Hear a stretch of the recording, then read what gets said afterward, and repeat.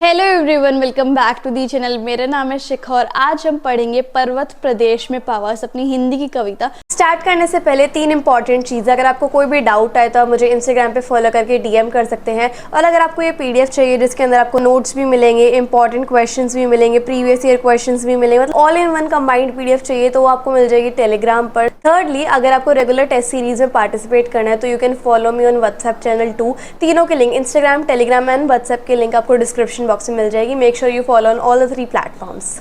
बहुत अच्छी सी कविता है तो बिना किसी देरी के स्टार्ट करते हैं।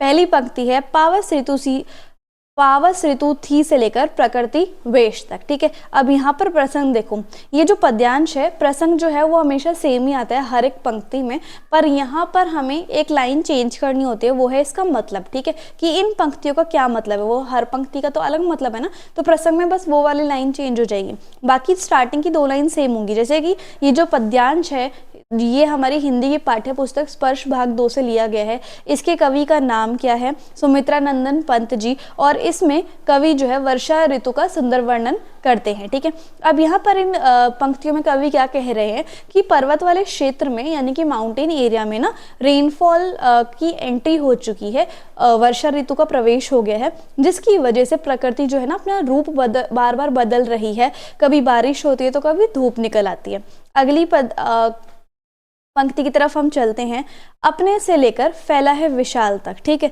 अब यहाँ पर प्रसंग में देखो, इसमें कवि जो है पर्वतों का सजीव चित्रण कर रहे हैं कि पर्वत कैसे कैसे हैं। ठीक है, अब इन पंक्तियों में कवि ने पहाड़ों के आकार की तुलना, पहाड़ों का जो आकार है, शेप है, उसकी कंपैरिजन किससे की है? आपने देखा होगा कई जो लेडीज होती हैं वो अपनी कमर पे एक गहना या फिर आभूषण का प्रयोग करते हैं, उसको हम बोलते हैं कमरबंद, है ना।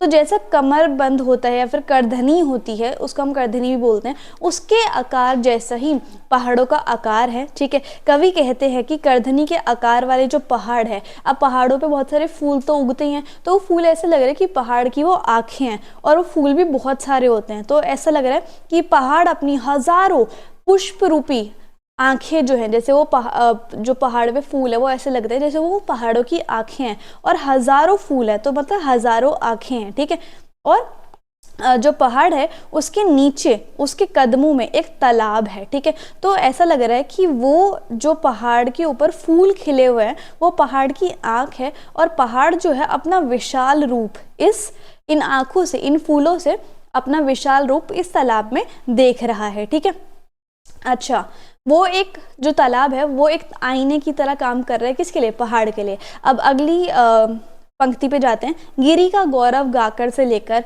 अटल कुछ चिंता पर तक। अब यहाँ पर इसका क्या मतलब है? इसमें कवि ने झरनों की सुंदरता का वर्णन किया हुआ है कि झरने जो है वो कैसे दिखते हैं। ठीक है, यहाँ पर देखो, इस पद्यांश में कवि कहते हैं कि मोती की लड़ियों के समान सुंदर है। जैसे मोती की लड़ियाँ होती हैं वैसे ही जो है सुंदर झरने हैं जो कि अपनी झरझर की आवाज़ करते हुए बह रहे हैं। ऐसा लग रहा है वो पहाड़ों का गुणगान गा रहे हो कि पहाड़ कितने अच्छे हैं। उनकी करतल ध्वनि, मतलब उनकी जो झरने की ध्वनि है, झरझर ध्वनि, उससे हमारे शरीर में उत्साह और प्रसन्नता आ रही है।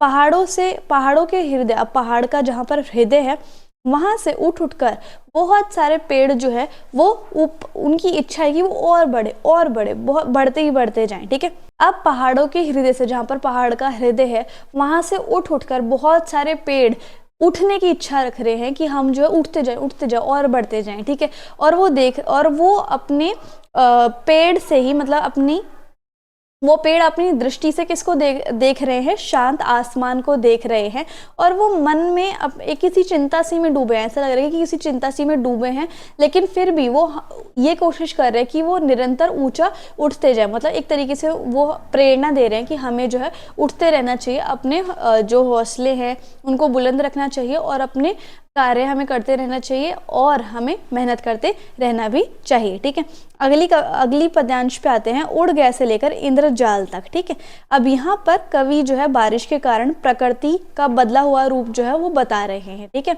इस पद्यांश में कवि कहते हैं कि तेज बारिश के कारण वर्षा ऋतु आ गई थी पर्वतीय एरिया में, है ना। तो ऐसा लग रहा है जैसे तेज बारिश के बाद मौसम कैसा हो गया, घनी धुंध वाला, है ना। ऐसा लग रहा है जैसे कि पेड़ जो पहाड़ पर थे वो गायब हो गए हैं। ऐसा लग रहा है कि पूरा आकाश ही धरती पर आ गया है और केवल झरने की आवाज़ ही सुनाई दे रही है। प्रकृति का ऐसा भयंकर रूप देखकर शाल के पेड़, जो उस पहाड़ पर शाल के पेड़ थे, ऐसा लग रहा है जैसे कि वो भी धरती के अंदर धंस गए हैं और वो गायब हो गए हैं। चारों ओर धुआं होने के कारण ऐसा लग रहा है जैसे तालाब में आग लग गई है। और ऐसा लग रहा है जैसे ऐसे मौसम में इंद्र का विमान कौन सा होता है, इंद्र भगवान का बादल, ठीक है। इंद्र भी अपने बादल रूपी विमान पर इधर उधर जादू का खेल दिखा रहे हो, ठीक है। तो इस तरीके से हमारी जो कविता है वो यहीं पर समाप्त होती है। सो आई होप आपको वीडियो और एक्सप्लेनेशन बहुत अच्छी लगी होगी। So if you like the video and the explanation then please like, share, comment and subscribe the channel. Also follow on all the platforms. Thank you so much.